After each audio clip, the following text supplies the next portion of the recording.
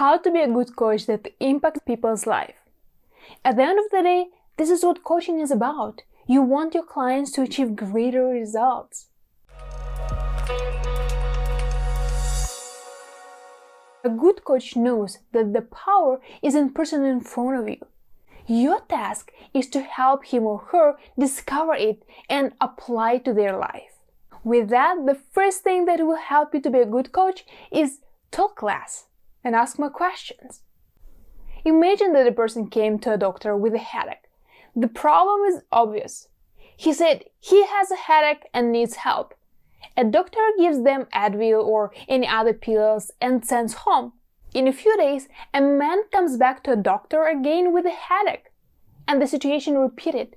If a doctor would ask a man some more questions, he would know that a man partied a lot and slept only a few hours every day for the whole month. In this case, a pill is a quick temporary solution based on the symptoms, but a person will get the same problem over and over again. Asking questions is a powerful tool. Ask, listen to a reply, and ask a deeper question. Your task as a good coach is to see what's behind their words, how they see the world, and how they create the situation that they want to change. So you could dig into what people really, really want. When the clients come to you in the beginning, what they say they want and the problems they want you to help them with are often something outside. Their real desire or a cause of a problem might be deeper. When you find it out, that's where you can help them to transform their life, not only have a quick temporary fix. Also, when you find their deepest desires and fears, your coaching offer isn't about the price anymore, but about making their dream come true. If you didn't make a sale, you either didn't connect with the client or didn't educate them on what they get. When you will coach people, they will ask you questions. As a good coach, see how you can redirect the question to themselves, and maybe you can ask a better question. For example, if a client asks you, "Should I do that?" you might ask the same question, "What do you think? Should you do that?" Or ask, "What will happen if you do that?" and then, "What will happen if you won't do that?" When you answer your client's question and offer the solutions, it's like giving them a fish to eat. Soon they will be hungry again, and they will need another fish. When you ask them questions and make them think differently, you teach them fishing, so soon they will know how never be hungry again. And here's the fourth tip on our list of how to be a good coach. Instead of giving advice, ask questions and tell stories. Let a person discover a solution, because once they see it, they change their perspective forever. Let me give you an example. Let's look at this cup. And I would just ask you a simple question. What color is it? You would probably say that it's black. But I would tell you, no, this is red. You may say that it's black again because this is what you see. I will try to prove you that this is red cup. This is like when you give a solution to a client as a coach. So when you want to be a good coach, show them a different perspective. Let them to discover what is on another side. And if I will turn a cup as a different perspective, you may notice that there are many other colors. And then you will probably say like, okay, there's a little bit red and some white and black. But I will still tell you, no, this is a red cup. Will you believe it? Maybe, because I'm supposed to be a coach and maybe I know something more than you do. But deep inside, you will still believe that this is a black cup. No matter how many times I will tell you, this is a red cup, you will believe that this is a black one. Until I'll lead you to see the situation from the different angle. And then you will finally see what I see.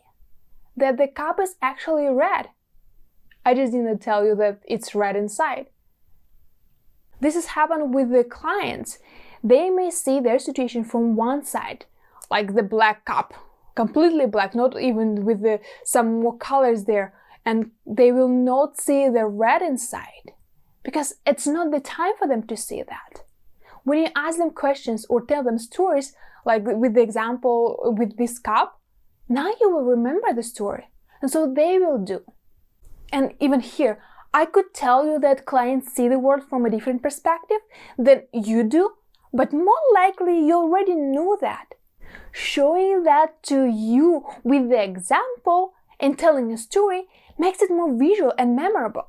Knowing stuff versus understanding them and applying to your life are different things. Of course, it's not absolute and you can answer some questions, but the goal is to simply help your clients find their truth and life transformations.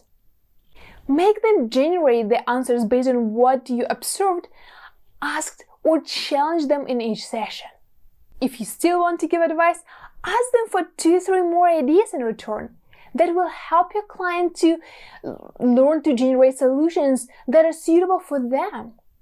There were too many people telling them what to do in life, putting their experience at the top of their own. You don't want to be one more layer there. It's not about you to be smart and right, but a person in front of you that has their talents and abilities. One more thing, if this video brings value to you, please like it, share with your friends, and subscribe to our channel.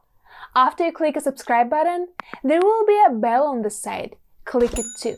That way YouTube will notify you about new videos. Another great tool that is often undervalued is to take more pauses and give space for new ideas. Do you know that feeling when you have a conversation with someone and then in some time a good idea comes because of that conversation? Your coaching sessions are deep dives into discovering your clients' possibilities and making them think differently. After they share their ideas or answer a question, they get quiet, but their mind is still working, processing what you talked about and seeing regular things from a new perspective. There's the time when the insights come or when they can add more to what they just shared with you. Oftentimes, there will be valuable information for them. Don't be afraid of those pauses. You'll see magic happen. Practice them more. The longer the pause, the more uncomfortable you may feel. But that's totally okay. And also, pay attention to where your clients pause. If they talk, and then pause, ask them what they were thinking about that in that moment. Why they paused there. Sometimes it can be something meaningful that is important to them. Maybe the idea came to their minds, or if it's not meaningful, then you just move on. With time, you will find that balance with the pauses and talking. The next thing in our list of how to be a good coach is be present. Be fully there for your client.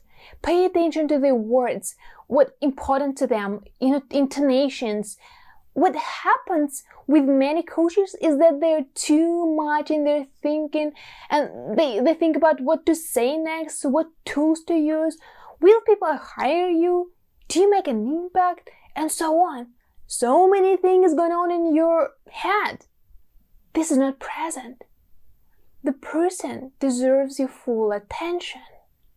Let all of this be kind and serve your client as powerful as you can. Here's a simple trick if you feel like your mind goes somewhere else, or you start talking more than your client. Bite your tongue inside your mouth. When you start thinking too much, your tongue starts moving. When you bite it, it helps you to stay more focused on what's going on at the moment. Like this, but do it inside of your mouth. Don't show it to your clients. The more present you are, the more you will discover and see where and how you can help them. If you're tired and stressed, you more likely will miss something in a coaching conversation.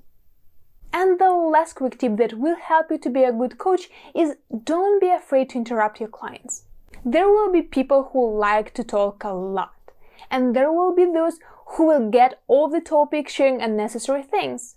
Sometimes you can ask a question and they start talking about a completely different thing. If you ask them to repeat a question, they won't even remember it. Pay attention to what they say and interrupt when you feel it's necessary. It isn't impolite, it's helping them to get to the core of why they came to you. The more you practice, the more effective your coaching will be. To become a better coach with each coaching session, watch this video where I give more tips and tricks.